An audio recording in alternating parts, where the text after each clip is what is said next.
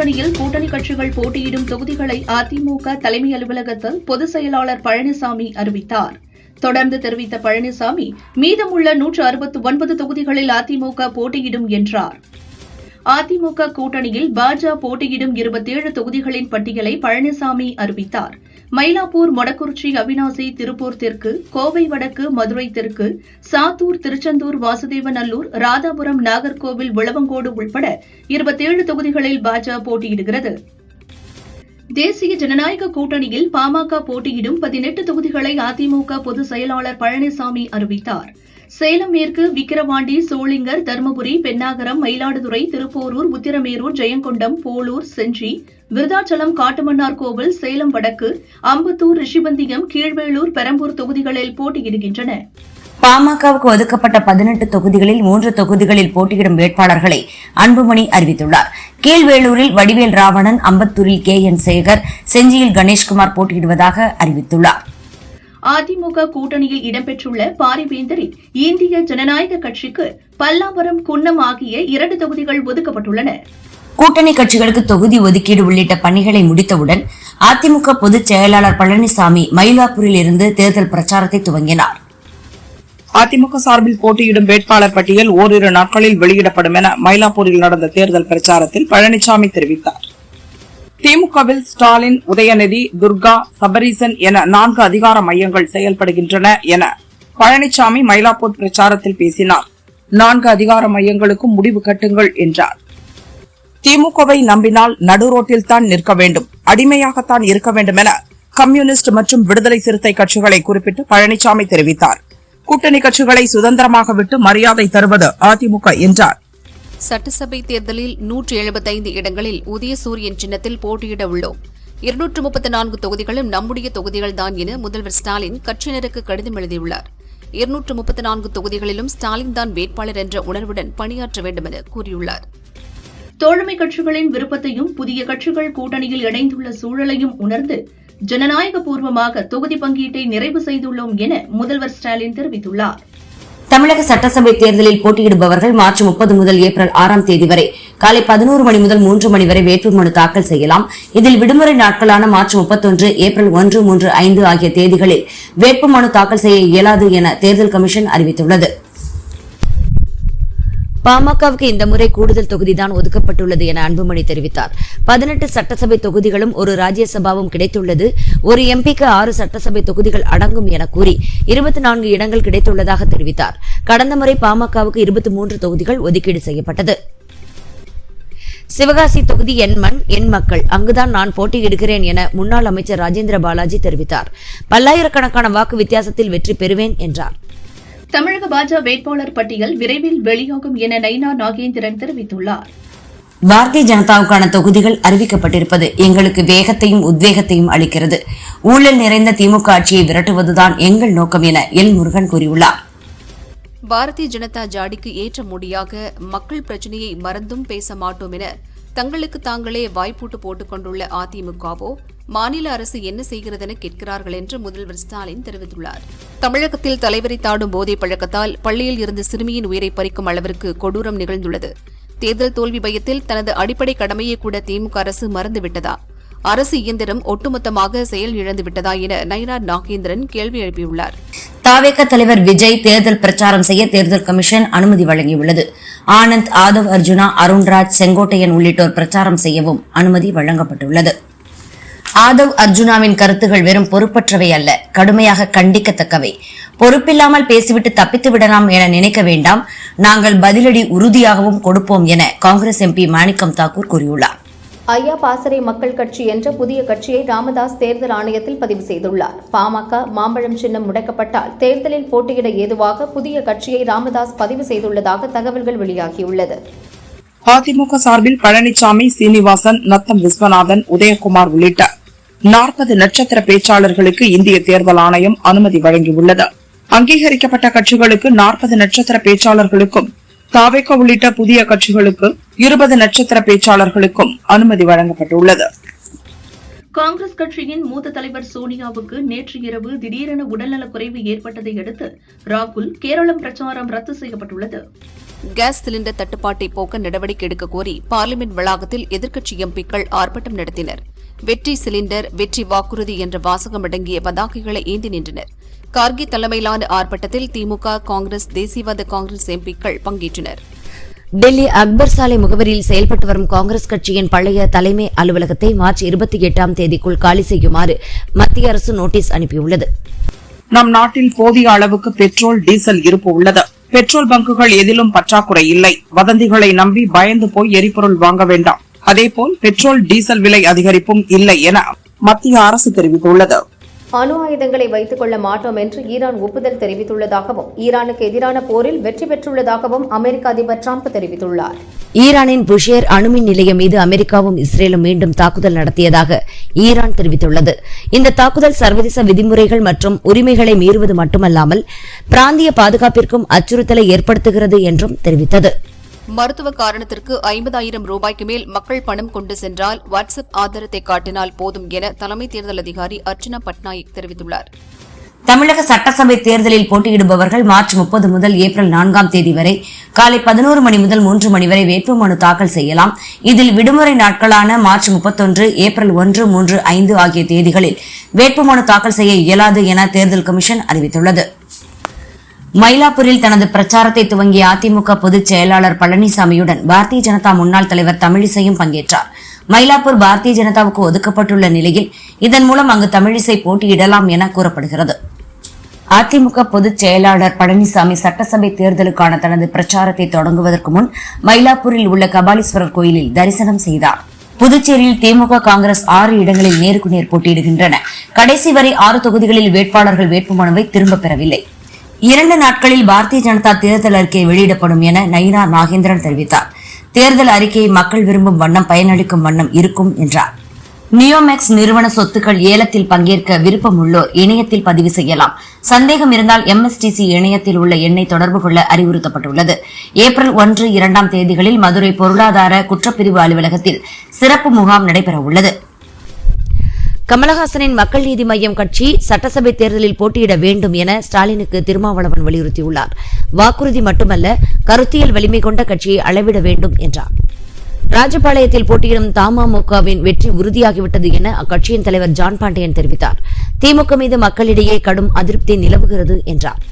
தேஜ கூட்டணியில் தமாக, ஒட்டன்சத்திரம், ஈரோடு மேற்கு, கும்பகோணம், கிள்ளியூர், ராணிப்பேட்டை என 5 தொகுதிகளில் போட்டியிடுகின்றன. அதிமுக கூட்டணியில் பூவை ஜெகன்மூர்த்தியின் புரட்சி பாரதம் கட்சிக்கு கேவி குப்பம் தொகுதி ஒதுக்கீடு செய்யப்பட்டுள்ளது. விருதுநகர் மாவட்டம் ராஜபாளையத்தில் ஜான் பாண்டியனின் தமிழக மக்கள் முன்னேற்றக் கழகம் போட்டியிடும் என அறிவிக்கப்பட்டுள்ளது. சட்டசபை தேர்தலில் தேஜ கூட்டணியில் அமமுக போட்டியிடும் 11 இடங்கள் அறிவிக்கப்பட்டுள்ளன. திருச்சி மேற்கு, பெரியகுளம், மன்னார்குடி, திருவையாறு, மடத்துக்குளம், காரைக்குடி, திருப்பத்தூர், ஒட்டப்பிடாரம், சைதாப்பேட்டை, பூந்தமல்லி, நாங்குநேரி தொகுதிகளில் போட்டியிடுகின்றன.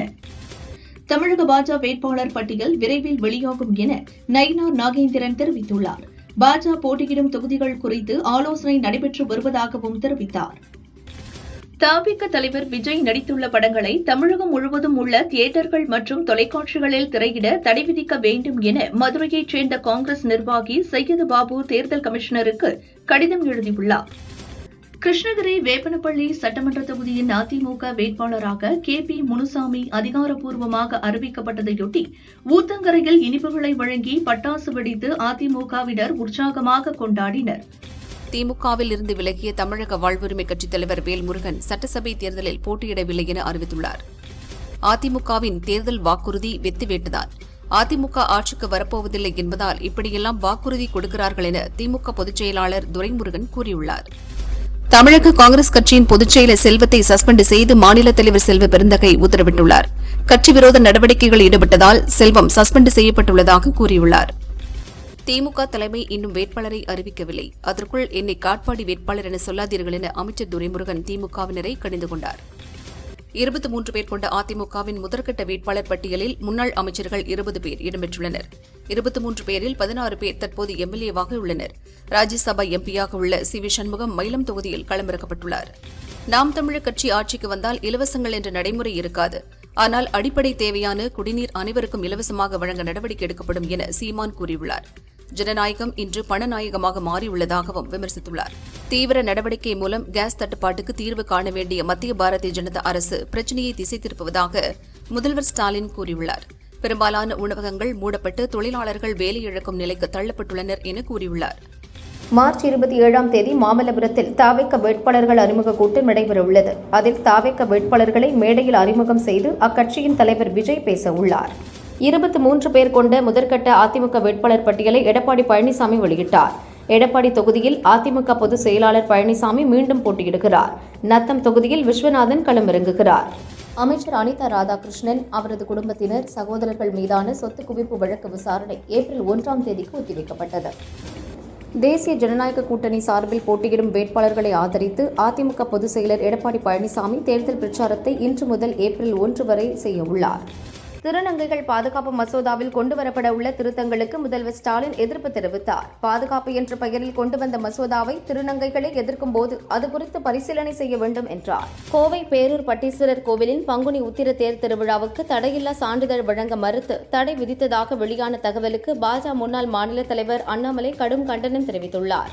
பாஜக தமிழக தேர்தல் பொறுப்பாளர் பியூஷ் கோயல் டெல்லி புறப்பட்டார். அவரை பாஜக மாநில தலைவர் நயினா நாகேந்திரன், மத்திய இணை அமைச்சர் எல் முருகன் ஆகியோர் வழி அனுப்பி வைத்தனர். சாத்தான்குளம் காவல் நிலைய கொலை வழக்கில் குற்றவாளிகளுக்கு உச்சபட்ச தண்டனை விதிக்க வேண்டும் என ஜெயராஜின் மகள் பெர்ஷியா வலியுறுத்தியுள்ளார். திருப்பரங்குன்றம் கோயில் அன்னதான கூடத்திற்கு தேவையான சிலிண்டர்கள் கிடைக்கவில்லை. இந்நிலையில் அன்னதான திட்டம் தடைபடக்கூடாது என்பதற்காக கோயில் நிர்வாகம் விறகு அடுப்பை பயன்படுத்தி அன்னதானம் தயாரித்து வருகிறது. தங்கம் விலை சவரனுக்கு 2800 ரூபாய் உயர்ந்து 1,08,800க்கு விற்பனை செய்யப்படுகிறது. கிராமுக்கு 350 ரூபாய் உயர்ந்து 13,600 ரூபாய்க்கு விற்கப்படுகிறது. வெள்ளி விலை கிராம் 10 ரூபாய் உயர்ந்து 1 கிராம் 260 ரூபாய்க்கு விற்பனையாகிறது. கோவையில் 9,500 ரூபாயுடன் சாலையில் கிடந்த பர்ஸை கண்டெடுத்து போலீசாரிடம் ஒப்படைத்த 4ஆம் வகுப்பு மாணவி ஜான்வியின் செயலை பாராட்டி இன்ஸ்பெக்டர் சங்கர் பொன்னாடை போர்த்தி பாராட்டு தெரிவித்தார். உலகிலேயே மிக மோசமான காற்றுத்தரம் கொண்ட நாடுகளின் பட்டியலில் பாகிஸ்தான் முதலிடமும் இந்தியா 6வது இடத்திலும் இடம்பெற்றுள்ளதாக சுவிட்சர்லாந்தின் IQ ஏர் நிறுவனம் வெளியிட்ட அறிக்கையில் கூறப்பட்டுள்ளது. பெட்ரோல் டீசல் தட்டுப்பாடு நிலவுவதாக பரவும் வதந்திகளை நம்ப வேண்டாம் என பாரத் பெட்ரோலியம் தெரிவித்துள்ளது. பொதுமக்கள் வதந்திகளை புறக்கணித்து வழக்கம் போல் செயல்படுங்கள் எனவும் தெரிவித்துள்ளது. அதிமுக பாரதிய ஜனதா கூட்டணியில் பாரிவேந்தரின் இந்திய ஜனநாயக கட்சிக்கு 2 தொகுதி ஒதுக்கீடு செய்யப்பட்டுள்ளது. மக்களுக்கு தேவையின்றி தொந்தரவு கொடுக்கக்கூடாது என்று பறக்கும் படையினருக்கு அறிவுறுத்தப்பட்டுள்ளதாக தமிழக தலைமை தேர்தல் அதிகாரி அர்ச்சனா பட்நாயக் தெரிவித்துள்ளார். KN நேரு மீது உடனடியாக வழக்கு பதிவு செய்ய பிறப்பித்த உத்தரவை ஏன் நிறைவேற்றவில்லை என பணி நியமன முறைகேடு வழக்கில் லஞ்ச ஒழிப்புத்துறைக்கு சென்னை ஐகோர்ட் கேள்வி எழுப்பியுள்ளது. நகராட்சி நிர்வாகத்துறை அதிகாரிகள் பணி நியமன முறைகேடு வழக்கில் உடனடியாக வழக்கு பதிவு செய்ய கோரிய உத்தரவை ஏன் நிறைவேற்றவில்லை என்று சென்னை ஹைகோர்ட் எழுப்பிய கேள்விக்கு வழக்கு பதிவு செய்வதற்கு அரசின் அனுமதி தேவை என லஞ்ச ஒழிப்புத்துறை பதில் அளித்துள்ளது. நாம் தமிழர் கட்சி தலைமை ஒருங்கிணைப்பாளர் சீமான் காரைக்குடியில் போட்டியிடும் நிலையில் NDA கூட்டணி சார்பில் அமமுக களமிறங்குவதாக தகவல் வெளியாகியுள்ளது.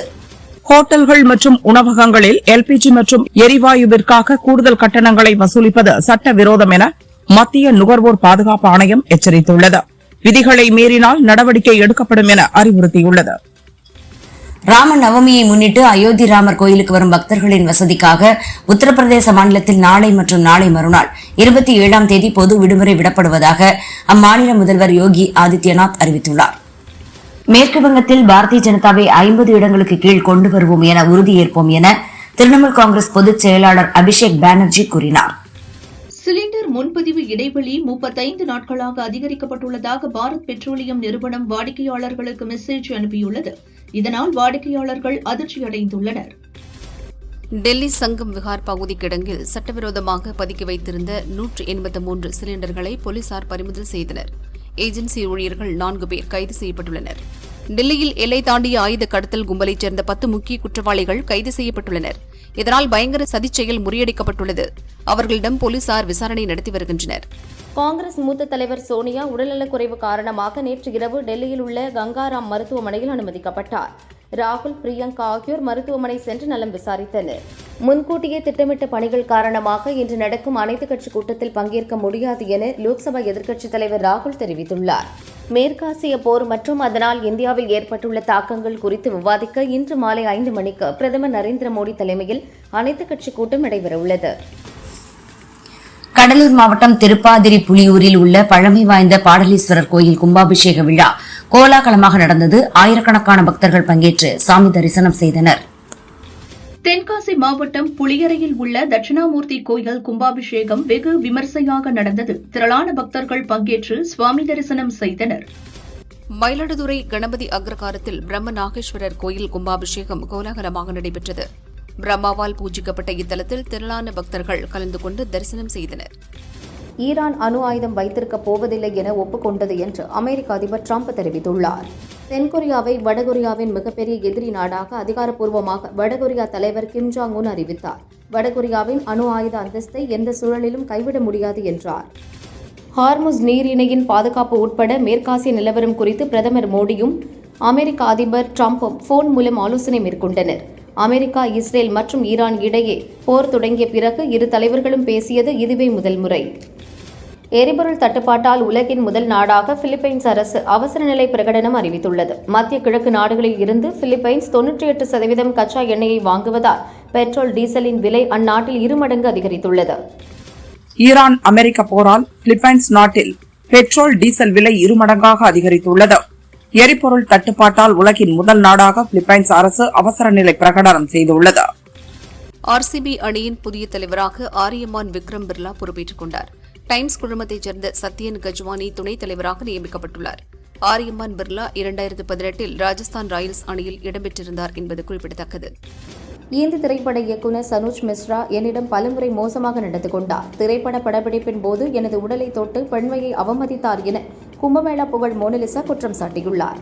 துரந்தர் 2ஆம் பாகத்தில் நடிகர் மாதவன் சிகரெட்டுடன் குர்பானி படிப்பது போன்ற காட்சி இடம்பெற்றிருந்தன. இதற்கு சீக்கிய சமூகத்தினர் எதிர்ப்பு தெரிவித்துள்ள நிலையில், சீக்கிய மதத்தின் மீது எங்களுக்கு அளவற்ற மரியாதை உண்டு, தெரிந்தே யாருடைய உணர்வுகளையும் நாங்கள் காயப்படுத்தவில்லை என நடிகர் மாதவன் விளக்கமளித்துள்ளார். நடிகர் ரியோராஜ் தற்போது ராம்லீலா என்ற படத்தில் நடிக்கிறார். சமீபத்தில் ரிவர் ரூட் ஸ்டுடியோஸ் என்ற தயாரிப்பு நிறுவனத்தை துவங்கிய இவர் தற்போது தனது 7வது படத்தை அறிவித்துள்ளார். மேடி என பெயரிடப்பட்டுள்ள இதில் நாயகியாக சானியா ஐயப்பன் நடிக்க கார்த்திகேயன் இயக்குகிறார். காதல் கதையில் உருவாகிறது. நடிகர் ரஜினிக்கு கதை கூறிய அனுபவம் குறித்து இயக்குநர் அஸ்வத் மாரிமுத்து கூறுகையில், கூலி படத்திற்கு ரஜினியிடமிருந்து அழைப்பு வந்தது. எனக்காக அவர் காத்திருந்தார். இளம் இயக்குநர்களிடம் அவர் காட்டும் மரியாதையை பார்த்து வியந்தேன். ஒரு பெரிய அரசியல் தலைவர் தன்னை சந்திக்க வந்ததாக கூறிய ரஜினி அவரை சந்திக்க என்னிடம் அனுமதி கேட்டார். அதற்காக என்னிடம் மன்னிப்பும் கேட்டார். இந்த சந்திப்பில் பலமுறை அவர் மன்னிப்பு கேட்டார். அவரது எளிமையும் சக மனிதர்களுக்கு தரும் மதிப்பும் வியக்க வைத்தது. அதனால்தான் அவர் சூப்பர் ஸ்டார் என்றார். அனிருத் இசையமைப்பில் பிரதீப் ரங்கநாதன், கிருதேஷ் ஷெட்டி, S.J. சூர்யா நடித்துள்ள படம் லவ் இன்சூரன்ஸ் கம்பெனி 2 முறை ரிலீஸ் தள்ளி வைக்கப்பட்டு சமீபத்தில் ஏப்ரல் 3இல் ரிலீஸ் என அறிவித்துள்ளனர். ஆனால் இந்த படம் பற்றி எந்த ஒரு பதிவையும் பிரதீப் பதிவிடவில்லை. படத்தின் பணிகளும் இன்னும் முடியவில்லையாம். அதனால் படம் மீண்டும் தள்ளி போக வாய்ப்புள்ளது. அபிலாஷ் ரெட்டி இயக்கத்தில் சர்வானந்த், டாக்டர் ராஜசேகர் நடித்துள்ள பைக்கர் படத்தில் ஹீரோயினாக மாளவிகா நாயர் நடித்துள்ளார். சென்னையில் நடந்த இந்த பட விழாவுக்கு இவர் கவர்ச்சியாக வந்தார். படத்திலும் கொஞ்சம் கிளாமராக நடித்துள்ளார். குக்கு படத்தில் ஹோம்லியாக நடித்த மாளவிகா இப்படியா என பலரும் ஆச்சரியப்பட்டனர். காமெடியிலிருந்து விலகி ஹீரோவாக பயணித்து வரும் நடிகர் சூரி தற்போது மண்டாடி என்ற படத்தில் நடிக்கிறார். இதையடுத்து இவரின் 7வது படத்தை ரவிக்குமார் இயக்குகிறார். இதை தெலுங்கு நிறுவனமான மைத்ரி மூவி மேக்கர்ஸ் தயாரிக்கிறது. மழை, புயல், வெள்ள பாதிப்பு பின்னணியில் இப்படம் உருவாகிறது. அநேகமாக சென்னை பெருவெள்ளம் சம்பவம் படமாகும் என தெரிகிறது. நடிகர் விஜய் சமீபத்தில் திருமண நிகழ்ச்சி ஒன்றில் நடிகை த்ரிஷாவுடன் பங்கேற்றது விமர்சனத்திற்கு உள்ளானது. இது பற்றி அப்போது நிகழ்ச்சி ஒன்றில் சினிமா நண்பர்களுடன் யதார்த்தமாக பேசிய சமுத்திரக்கனி, இதெல்லாம் விளையாட்டா, யாரை பழிவாங்க இதை செய்கிறார் என கூறினார். இது வைரலான நிலையில் இது பற்றி கூறுகையில், எனக்கு மனதில் ஒன்று வைத்துக் கொண்டு வெளியே ஒன்று பேச தெரியாது. ஒரு அக்கறையும் அதனால் ஏற்பட்ட வலியும் தான் அப்படி பேசியதற்கு காரணம். அதற்காக நான் வருத்தப்படவில்லை. அது ஒன்றும் குற்றமில்லை என்றார் சமுத்திரக்கனி.